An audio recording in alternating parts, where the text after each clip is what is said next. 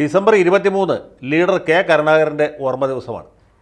2010 December 23 വൈകുന്നേരമാണ് സംഭവബഹുലമായ അദ്ദേഹത്തിൻ്റെ ജീവിതത്തിന് തിരശ്ശീല വീണത്. ആ ദിവസം ഞാനിപ്പോഴും ഓർക്കും. ഇന്ത്യ വിഷൻ ചാനലാണ് കരുണാകരൻ്റെ മരണവാർത്ത ബ്രേക്ക് ചെയ്തത്. തിരുവനന്തപുരം ലേഖകൻ CG കടക്കൽ എക്സിക്യൂട്ടീവ് എഡിറ്ററായ MP ബഷീറിനെ വിളിച്ച് പറയുന്നു, കരുണാകരൻ മരിച്ചു. ബഷീർ ചോദിച്ചു, ശരിക്കും മരിച്ചോ? കാരണം കരുണാകരനായതുകൊണ്ട് നമുക്ക് വിശ്വസിക്കാൻ പറ്റിയില്ല. മുമ്പ് ഇതുപോലെ അദ്ദേഹം മരിച്ചു എന്ന് കിംവദന്തി വന്നിട്ടുള്ളതാണ്. വാർത്ത കൊടുക്കാനായിട്ട് മാധ്യമങ്ങളെല്ലാം തയ്യാറായിരുന്നതുമാണ്. പക്ഷേ അദ്ദേഹം ആ മരണത്തെ തോൽപ്പിച്ച് തിരിച്ചു വന്നു. അപ്പോൾ CG പറഞ്ഞു, ശരിക്കും മരിച്ചു എന്ന് മാത്രമല്ല, ഡോക്ടർ ബാഹുലേയൻ പറഞ്ഞു. ബാഹുലേയൻ 2 തവണ പറഞ്ഞു. അപ്പോൾ ബഷീർ പറഞ്ഞു, എന്നാൽ പിന്നെ വാർത്ത പോട്ടെ. നേരത്തെ വാർത്ത തയ്യാറാണ്, കെ കരുണാകരൻ അന്തരിച്ചു. ആ വാർത്ത മറ്റ് ചാനലുകൾ പുറകെ പിന്തുടർന്ന് ബ്രേക്ക് ചെയ്തു. പിറ്റേ ദിവസം പത്രങ്ങളിലൊക്കെ വലിയ വാർത്തയായി. ഡിസംബർ 25 ആയിരുന്നു അദ്ദേഹത്തിൻ്റെ സംസ്കാര കർമ്മം തൃശ്ശൂർ വെച്ച് നടത്തുന്നത്. തൃശ്ശൂർ പൂങ്കുന്നത്തുള്ള മുരളി മന്ദിരത്തിലാണ് കരുണാകരൻ്റെ ശവക്കല്ലറ ഉള്ളത്. ദഹിപ്പിച്ച സ്ഥലത്ത് പിന്നീട് കല്ലറ തീർത്ത് സ്മാരകമാക്കി മാറ്റുകയാണ് ഉണ്ടായത്. അപ്പോൾ കരുണാകരൻ്റെ സംഭവബഹുലമായ ജീവിതത്തിലെ ഒരുപാട് അധ്യായങ്ങളുണ്ട്. അതിൽ ഓരോന്നും ഇവിടെ പറയാൻ തുടങ്ങിയാൽ ഇത് തീരുകയുമില്ല, നിങ്ങൾക്ക് പോകാൻ പറ്റുകയില്ല. അതിലൊരു ചെറിയ കാര്യം മാത്രമേ ഇവിടെ ഓർമ്മിക്കാൻ ആഗ്രഹിക്കൂ.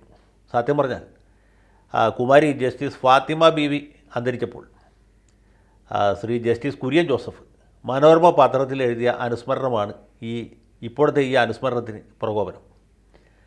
കുര്യൻ ജോസഫിൻ്റെ ലേഖനം വായിക്കാത്തവരുടെ അറിവിലേക്ക് വേണ്ടി ഇവിടെ ചുരുക്കി പറയാം. ഫാത്തിമ ബീവിയെ ഹൈക്കോടതിയിലേക്ക് എലിവേറ്റ് ചെയ്യുന്നതിൽ ഒരു പ്രധാന പങ്ക് വഹിച്ച ആൾക്കാരനായിരുന്നു.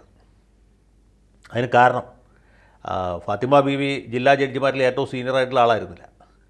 എങ്കിൽ പോലും ഒരു മുസ്ലിം വനിത കേരള ഹൈക്കോടതിയിൽ ജഡ്ജിയാകുന്നത് തീർച്ചയായിട്ടും അഭിമാനകരമായിരിക്കും. അത് രാജ്യത്ത് പുതിയൊരു കീഴ്വഴക്കം ഉണ്ടാക്കാൻ ഉപകരിക്കും എന്നൊരു അഭിപ്രായം കരുണാകരനുണ്ടായിരുന്നു. അതുകൊണ്ട് അദ്ദേഹം വളരെ ശക്തമായി ശുപാർശ ചെയ്തു. അന്ന് കരുണാകരൻ മുഖ്യമന്ത്രിയാണ്.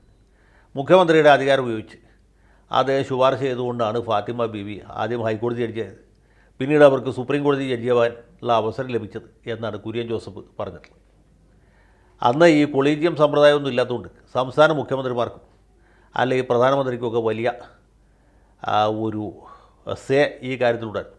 അവരുടെ താല്പര്യങ്ങളോടുകൂടി പരിഗണിച്ചിട്ടാണ് പലപ്പോഴും ഹൈക്കോടതിയിലും മറ്റുമൊക്കെ ജഡ്ജിമാരെ നിയമിച്ചത്. അതൊക്കെ ഒരുപാട് ചരിത്രമുണ്ടായിരുന്നു. ഇപ്പോൾ ആ ഭാഗത്തേക്ക് പോകുന്നില്ല. അപ്പോൾ ഫാത്തിമ ബീവിയെ പോലെ ഈ പാർശ്വവൽക്കരിക്കപ്പെട്ട വിഭാഗത്തിൽ നിന്നുള്ള ഒരു വനിത കേരള ഹൈക്കോടതിയിൽ ജഡ്ജിയാകേണ്ടത് അനിവാര്യമാണ് എന്ന് ശക്തമായ അഭിപ്രായം ഉണ്ടാവുകയും അതിനുവേണ്ടി ശുപാർശ ചെയ്യുകയും ചെയ്ത ആളാണ് കരുണാകരൻ. അപ്പോൾ അത് പറയുമ്പോൾ നമ്മൾ ഓർക്കേണ്ട ഒരു കാര്യമുണ്ട്. ഈ കെ കരുണാകരൻ മാത്രമാണ് കേരളത്തിൽ പട്ടികജാതി പട്ടികവർഗ ക്ഷേമ വകുപ്പ് നേരിട്ട് ഭരിച്ച ഒരു മുഖ്യമന്ത്രി. മറ്റു പലരും ആഭ്യന്തര വകുപ്പ് കൈയാളിയിട്ടുണ്ട്, ചിലരൊക്കെ ധനകാര്യ വകുപ്പും കയ്യിൽ വെച്ചിട്ടുണ്ട്. പക്ഷേ ഈ പട്ടികജാതി പട്ടികവർഗ ക്ഷേമം എന്ന് പറയുന്നത് മുഖ്യമന്ത്രി നേരിട്ട് കൈയാളേണ്ട അത്രയും പ്രാധാന്യമുള്ള വകുപ്പാണ് എന്ന് വിചാരിച്ച ഒരാൾ കരുണാകരൻ മാത്രമായിരുന്നു. 1982 മുതൽക്ക് 87 വരെയുള്ള സമയത്ത് അദ്ദേഹമാണ് ആ വകുപ്പ് കൈയാളിയത്. ആ സമയത്ത് പട്ടികജാതി പട്ടികവർഗ്ഗക്കാർക്ക് വേണ്ടി ഒരുപാട് ക്ഷേമ പദ്ധതികൾ ആരംഭിച്ചു. അത് സ്പെഷ്യൽ റിക്രൂട്ട്മെൻറ്റൊക്കെ വളരെ ശക്തമായ രീതിയിൽ നടന്ന ആ സമയത്താണ്. എൻ്റെ നാട്ടിൽ തന്നെ വെങ്ങോലംകുന്ന് ഹരിജ കോളനി എന്ന് പറഞ്ഞ വളരെ ദയനീയാവസ്ഥയിലുള്ള ഒരു സംവിധാനമുണ്ട്. ഈ മണ്ണുകൊണ്ട് നിർമ്മിച്ച് വൈക്കോല് മേഞ്ഞ കുടിലുകളായിരുന്നു. ഇതെല്ലാം ഈ സമയത്താണ് പൊളിച്ച് നല്ല വൃത്തിയും ഭംഗിയുമുള്ള വീടുകളാക്കി മാറ്റിയത്. ആ പുതിയതായിട്ട് പണിഞ്ഞ വീടുകളുടെ വെള്ള വീശിയ ചുമരിൽ അവിടെയുള്ള സഖാക്കളെല്ലാവരും തന്നെ EMSൻ്റെ പടം ഒട്ടിച്ചു വെച്ചു എന്നുള്ള വേറൊരു ചരിത്രമാണ്. അപ്പോൾ ഇങ്ങനെയൊക്കെ ഉള്ള പ്രവൃത്തികൾ, ഇങ്ങനെയുള്ള ക്ഷേമ പദ്ധതികൾ തുടങ്ങി വെച്ച ആളാണ് കരുണാകരൻ. കരുണാകരൻ മുഖ്യമന്ത്രി ആയിരിക്കുന്ന ആ സമയത്ത് തന്നെയാണ് പട്ടികജാതി വിഭാഗത്തിൽപ്പെട്ട TKC വടുതലയെ രാജ്യസഭാംഗമായിട്ട് തെരഞ്ഞെടുപ്പിൽ മത്സരിപ്പിച്ച് വിജയിപ്പിച്ചത്. അത് കരുണാകരൻ്റെ ഒരാളുടെ പിടിവാശി ഉണ്ടായിരുന്നു. അതുപോലെ തന്നെയാണ് KG ബാലകൃഷ്ണനെ ഹൈക്കോടതി ജഡ്ജിയാക്കാനുള്ള അവസരം സൃഷ്ടിച്ചത്. അതിൻ്റെ പുറകിലുള്ള ചരിത്രത്തിലേക്കാണ് ഞാനിവിടെ വെളിച്ചം വീശാൻ പോകുന്നത്. 1977-78 കാലത്ത് ഹൈക്കോടതി ജഡ്ജിമാരുടെ സെഷൻസ് ജഡ്ജിമാരുടെ ജില്ലാ ജഡ്ജിമാരുടെ 3 വേക്കൻസി നോട്ടിഫൈ ചെയ്തു. അന്ന് കേരളത്തിൽ ഏതാണ്ട് 11 ജില്ലകൾ ഉള്ള കാലമാണ്. അത്ര തന്നെ ജില്ലാ ജഡ്ജിമാരുണ്ടായിരുന്നു. ഇപ്പം അങ്ങനെയല്ല. ഒരു ജില്ല, എറണാകുളം ജില്ലയിൽ തന്നെ 28 മറ്റോ ജില്ലാ ജഡ്ജിമാരുണ്ട്. ഒരു ജില്ലാ ജഡ്ജിയും പിന്നെ അഡീഷണൽ ജില്ലാ ജഡ്ജിമാരും. അന്ന് ഒരു ജില്ലയിൽ ഒരു ജില്ലാ ജഡ്ജിയുടെ പോസ്റ്റ് ഉണ്ടായിരുന്നു. 10 ജില്ലയ്ക്ക് 10 ജില്ലാ ജഡ്ജി. ആ കാലത്ത് ആണ് ഈ സംഭവം നടക്കുന്നത്. 3 ജില്ലാ ജഡ്ജിമാരെ ബാറിൽ നിന്ന് നേരിട്ട് നിയമിക്കും. വളരെ കഠിനമായ ഇൻ്റർവ്യൂ ആണ്, എഴുത്ത് പരീക്ഷയില്ല, ഇൻ്റർവ്യൂ മാത്രമാണ്. ഗംഭീരന്മാരായ ഹൈക്കോടതി ജഡ്ജിമാരാണ് ഇൻ്റർവ്യൂ നടത്തുന്നത്. ഒരാൾ ബാലകൃഷ്ണ ഏറാടിയാണ്, മറ്റത് സുബ്രഹ്മണ്യം പോറ്റിയാണ്, മൂന്നാമത് NDP നമ്പൂരിപ്പാടാണ്. ഇവർ വളരെ കർക്കശമായ ഇൻ്റർവ്യൂവിന് ശേഷം 3 പേരെ തിരഞ്ഞെടുക്കും. ഒന്നാമത്തെ ആൾ നമുക്കെല്ലാവർക്കും അറിയാം, ശ്രീ ജസ്റ്റിസ് KT തോമസാണ്. അദ്ദേഹം അന്ന് കോട്ടയത്ത് പ്രാക്ടീസ് ചെയ്യുന്ന വക്കീലാണ്. രണ്ടാമത്തെ ആൾ പിൽക്കാലത്ത് പഞ്ചാബ് ഹരിയാന ഹൈക്കോടതി ചീഫ് ജസ്റ്റിസായി തീർന്ന ജസ്റ്റിസ് ശ്രീധരനാണ്, K. ശ്രീധരൻ. അദ്ദേഹം കൊല്ലം സ്വദേശിയും ഹൈക്കോർട്ട് ബാറിലെ അഭിഭാഷകനുമാണ്. മൂന്നാമത്തെ ആൾ തിരുവനന്തപുരത്തുകാരൻ, പട്ടികജാതി വിഭാഗക്കാരനുമായ D. രവി ആയിരുന്നു. ഇവർ 3 പേരും പ്രഗത്ഭരായിരുന്നു. ജസ്റ്റിസ് KT തോമസ് പിന്നീട് സുപ്രീം കോടതി ജഡ്ജിയായി. K. ശ്രീധരൻ പഞ്ചാബ് ഹരിയാന ഹൈക്കോടതി ചീഫ് ജസ്റ്റിസായി. D. രവിക്ക് എന്ത് സംഭവിച്ചു? D. രവി പ്രഗത്ഭനായ ഒരു ജില്ലാ ജഡ്ജിയായിരുന്നു. പക്ഷേ പിൽക്കാലത്ത് അദ്ദേഹം ചില കൂട്ടുകെട്ടുകളിൽ പെടുകയും മദ്യത്തിന് അടിമയാവുകയും. വലിയ ചീത്തപ്പേരായ സാഹചര്യത്തിൽ അദ്ദേഹത്തിനെതിരെ ഹൈക്കോടതി അന്വേഷണത്തിന് ഉത്തരവിടുകയും കുറ്റപത്രം കൊടുത്ത് അന്വേഷണം നടത്തി സർവീസിൽ നിന്ന് പിരിച്ചുവിടുകയും ചെയ്തു. ആ സമയത്ത് കരുണാകരനാണ് മുഖ്യമന്ത്രി, 1982-87 കാലം.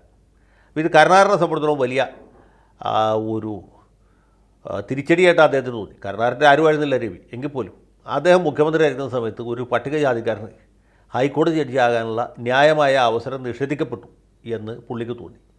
അതാണ് കരുണാകരൻ. ഞാനിവിടെ മുഖ്യമന്ത്രി ആയിരിക്കുമ്പോൾ ഒരു പട്ടികജാതിക്കാരനെ ഹൈക്കോടതി ജഡ്ജി ആക്കിയില്ലെങ്കിൽ അത് എനിക്ക് ഒരു പോരായ്മയാണ് എന്ന് അദ്ദേഹത്തിന് തോന്നി. അതുകൊണ്ട് ജുഡീഷ്യറിയിൽ ഹയർ ജുഡീഷ്യറിയിലേക്ക് ഒരു പട്ടികജാതിക്കാരനെ എന്ത് വില കൊടുത്ത് നിയമിക്കാൻ പുള്ളി തീരുമാനിച്ചു. അതിനുവേണ്ടി ഒരാളെ അന്വേഷിച്ച് കണ്ടുപിടിക്കുന്നു, ഇതാരായിരിക്കും. അപ്പോഴാണ് അദ്ദേഹത്തിൻ്റെ ശ്രദ്ധയിൽ അന്ന് സബ് ജഡ്ജി ആയിരുന്ന KG ബാലകൃഷ്ണൻ പെട്ടത്.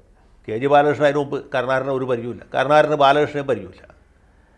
കരുണാകരൻ്റെ അന്വേഷണത്തിൽ KG ബാലകൃഷ്ണൻ എന്ന് പറഞ്ഞൊരു സബ് ജഡ്ജി ഉണ്ട്. പക്ഷേ ഒരു സബ് ജഡ്ജി പ്രൊമോഷൻ കിട്ടി ജില്ലാ ജഡ്ജി ആവാൻ താമസം എടുക്കും. ജില്ലാ ജഡ്ജി പിന്നെയും പ്രൊമോഷൻ കിട്ടി ഹൈക്കോടതി ജഡ്ജി ആവാൻ ഒരുപാട് താമസം വരും. അതുവരെ കാത്തിരിക്കാൻ കരുണാകരൻ തയ്യാറില്ല. കരുണാകരൻ ഉടനെ തന്നെ അദ്ദേഹത്തിൻ്റെ ദൂതന്മാരെ ബാലകൃഷ്ണൻ്റെ അടുത്തേക്ക് അയച്ചു. ബാലകൃഷ്ണനോട് സർവീസിൽ നിന്ന് രാജിവെക്കാൻ പറഞ്ഞു. ബാലകൃഷ്ണന് ജീവിക്കാൻ വരെ യാതൊരു മാർഗ്ഗമില്ല, ഈ ശമ്പളം കൊണ്ടാണ് ജീവിക്കുന്നത്, അല്ലാണ്ട് തറവാട്ട് വക സ്വത്തുക്കളൊന്നുമില്ല. പക്ഷേ കരുണാകരൻ്റെ ഒരു ഉറപ്പിൽ ബാലകൃഷ്ണൻ ഉള്ള ജോലി രാജിവെച്ചു. ഹൈക്കോടതിയിൽ കരുണാകരൻ്റെ വലിയ അടുപ്പക്കാരനായ P. ശാന്തലിംഗം എന്ന വക്കീലിൻ്റെ ആഫീസിൽ ബാലകൃഷ്ണനെ കൊണ്ടുവന്നിരുത്തി. അവിടെ ബാലകൃഷ്ണൻ പ്രാക്ടീസ് ചെയ്യുന്നു എന്നാണ് സങ്കല്പം. അങ്ങനെ സങ്കല്പത്തിൽ അദ്ദേഹം കുറച്ച് നാൾ പ്രാക്ടീസ് ചെയ്തു. പക്ഷേ ചീഫ് ജസ്റ്റിസ്, അന്ന് ആക്ടിംഗ് ചീഫ് ജസ്റ്റിസ് സുബ്രഹ്മണ്യം പോറ്റിയാണ്. സുബ്രഹ്മണ്യം പോറ്റിക്ക് കരുണാകരനോട് പോറ്റിക്കുള്ള വിരോധം വളരെ പ്രസിദ്ധമാണ്. പോറ്റി ഒരു കാരണവശാലും ബാലകൃഷ്ണൻ്റെ പേരെഴുതി അയക്കുകയില്ല.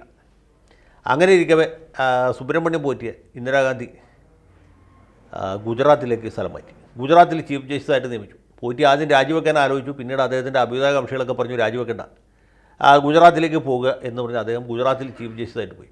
ആ സമയത്ത് ചെറിയ ഒരു ഗ്യാപ്പിൽ ആക്ടിംഗ് ചീഫ് ജസ്റ്റിസായിട്ടിരുന്നത് കണ്ണൂർ സ്വദേശിയായിരുന്നു, പിന്നീട് ആന്ധ്രാപ്രദേശ് ഹൈക്കോടതി ആന്ധ്ര ചീഫ് ജസ്റ്റിസായിട്ട് പോയ K. ഭാസ്കരനായിരുന്നു. അപ്പോൾ ജസ്റ്റിസ് ഭാസ്കരൻ കരുണാകരൻ പറഞ്ഞാൽ വഴിപ്പെടുന്ന ആളാണ്. ഭാസ്കരൻ ആക്ടിംഗ് ചീഫ് ജസ്റ്റിസ് ആയ സമയത്ത് കരുണാകരൻ ഭാസ്കരനോട് പറഞ്ഞു, ഇങ്ങനെ KG ബാലകൃഷ്ണൻ എന്ന് പറഞ്ഞ പട്ടിക വിഭാഗത്തിൽപ്പെട്ടൊരു ചെറുപ്പക്കാരനുണ്ട്, അദ്ദേഹത്തെ ഹൈക്കോടതി ജഡ്ജിയാക്കുകയാണെങ്കിൽ വളരെ നന്നായിരിക്കും. ഭാസ്കരൻ പറഞ്ഞു അതിനെന്താ വിരോധം. ഭാസ്കരൻ അപ്പം തന്നെ ബാലകൃഷ്ണൻ്റെ പേരെഴുതി വടക്കോട്ടേക്ക് അയച്ചു. അന്ന് ഇന്ദിരാഗാന്ധിയുടെ ഭരണമാണ്. പിന്നെ PC അലക്സാണ്ടറാണ് അവർ കാര്യങ്ങളൊക്കെ നിയന്ത്രിക്കുന്നത്, പ്രിൻസിപ്പൽ സെക്രട്ടറി. കരുണാകരൻ അലക്സാണ്ടറോടും ഇന്ദിരാഗാന്ധിയോടും പറഞ്ഞു, ആർക്കും ഒരു വിരോധമില്ല. അങ്ങനെ KG ബാലകൃഷ്ണൻ ഹൈക്കോടതി ജഡ്ജിയായി. ഏതാണ്ട് 40ാമത്തെ വയസ്സിൽ കേരള ഹൈക്കോടതിയിൽ ജഡ്ജിയായി. ഹൈക്കോടതിയുടെ ചരിത്രത്തിൽ ഏറ്റവും പ്രായം കുറഞ്ഞ ജഡ്ജിയായിരുന്നു ബാലകൃഷ്ണൻ. ബാക്കിയുള്ള കഥയൊക്കെ നമുക്ക് അറിയാവുന്നതാണ്. ബാലകൃഷ്ണൻ കേരള ഹൈക്കോടതിയിലെ ഏറ്റവും സീനിയർ ജഡ്ജിയായി. ഇവിടെ നിന്ന് അദ്ദേഹത്തെ ഗുജറാത്തിലേക്ക് സ്ഥലം മാറ്റി, അവിടെ ചീഫ് ജസ്റ്റിസായി. പോയിട്ടിരുന്ന അതേ സ്ഥലത്ത് ബാലകൃഷ്ണൻ ചീഫ് ജസ്റ്റിസായി. അത് കഴിഞ്ഞ് കുറേ കൂടി വലിയ ഹൈക്കോടതി എന്ന രീതിയിൽ അദ്ദേഹത്തെ മദ്രാസിലേക്ക് ചീഫ് ജസ്റ്റിസായിട്ട് സ്ഥലം മാറ്റി. മദ്രാസിലിരിക്കുമ്പോൾ അദ്ദേഹത്തെ സുപ്രീം കോടതിയിലേക്ക് ഉയർത്തി. സുപ്രീം കോടതിയിലിരിക്കുമ്പോൾ അദ്ദേഹം ചീഫ് ജസ്റ്റിസായി. 3.5 കൊല്ലത്തോളം ചീഫ് ജസ്റ്റിസായിട്ട് നിയമവാഴ്ച നമ്മുടെ നീതിപീഠത്തിന് ഒരു നേതൃത്വം നൽകി. അങ്ങനെയാണ് ചീഫ് ജസ്റ്റിസ് ബാലകൃഷ്ണൻ ഉണ്ടായത്. ഇനി ഇതിൻ്റെ ഒരു കൗതുകരമായൊരു മറുവശം കൂടി ഉണ്ട്, അതുകൂടി പറഞ്ഞിട്ട് അവസാനിപ്പിക്കാം.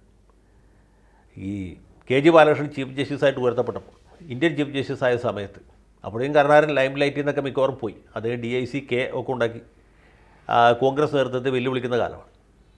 ആ സമയത്ത് നമ്മുടെ മാധ്യമങ്ങൾ ബാലകൃഷ്ണനെ പോയി കാണിക്കും. ആദ്യമായിട്ടൊരു ദളിത് വിഭാഗക്കാരൻ ചീഫ് ജസ്റ്റിസ് അതിൽ വലിയ ആഹ്ലാദം പ്രകടിപ്പിക്കുകയും ചെയ്തപ്പോൾ ബാലകൃഷ്ണൻ പത്രക്കാരുമായിട്ട് മനസ്സ് തുറന്നു. കേരള ശബ്ദം മുതൽക്ക് ഏതാണ്ട് കരൺ താപ്പറുടെ ഡബിൾസ് അഡ്വക്കേറ്റ് വരെ എല്ലാവർക്കും പുള്ളി ഇൻ്റർവ്യൂ കൊടുത്തു.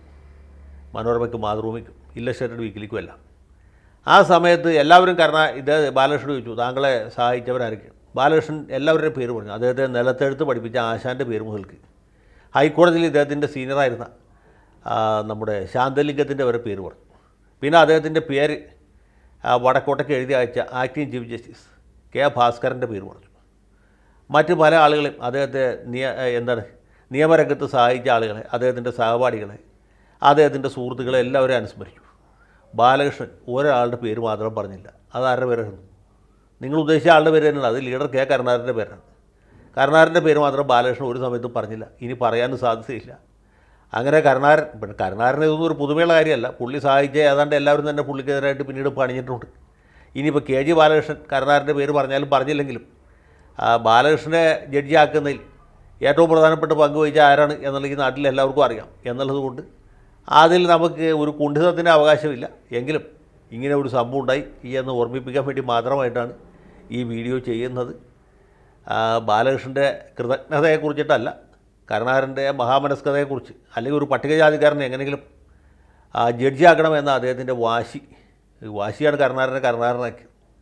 ഒന്ന് നനച്ചാൽ 9 സാധിക്കുന്ന വാശിയായിരുന്നു കരുണാകരൻ. അലിഞ്ഞാൽ ശർക്കര, ഉറച്ചാൽ പാറ എന്ന് പറയില്ലേ, അതുപോലെ ഉള്ള ഒരു നേതാവായിരുന്നു. അദ്ദേഹത്തിന് തുല്യനായ ഒരു നേതാവ് അതിന് മുമ്പ് ഉണ്ടായിട്ടില്ല, അതിന് ശേഷം ഉണ്ടായിട്ടില്ല. അദ്ദേഹത്തിന് ഒരുപാട് പരിമിതികളും ഒരുപാട് ബലഹീനതകളും ഉണ്ടായിരുന്നു. അതിൽ ഏറ്റവും പ്രധാനപ്പെട്ടത് ഈ ആശ്രിത വാത്സല്യം തന്നെയായിരുന്നു. അങ്ങനെ ഒരുപാട് ആശ്രിതന്മാരെ പുള്ളി വിഹിതമായിട്ടും അവിഹിതമായിട്ടും സഹായിച്ചു. അതിനൊക്കെ അദ്ദേഹം വലിയ വില കൊടുക്കേണ്ടതായിട്ടും വന്നു. അപ്പോൾ അദ്ദേഹത്തിൻ്റെ ജീവിതം, അദ്ദേഹത്തിൻ്റെ രാഷ്ട്രീയ ജീവിതം നമ്മൾ ഓർമ്മിപ്പിക്കുന്ന കാര്യം ഇതാണ്. അനർഹരായ ആളുകളെ പ്രോത്സാഹിപ്പിക്കുകയോ അവർക്ക് വഴിവിട്ട് സഹായം ചെയ്യുകയോ ചെയ്താൽ അതിന് കാലം മാപ്പ് തരികയില്ല. ഇനി കാലം മാപ്പ് കൊടുത്താലും ഈ സഹായം കിട്ടിയ ആളുകൾ ഒരിക്കലും അത് അംഗീകരിക്കുകയുമില്ല.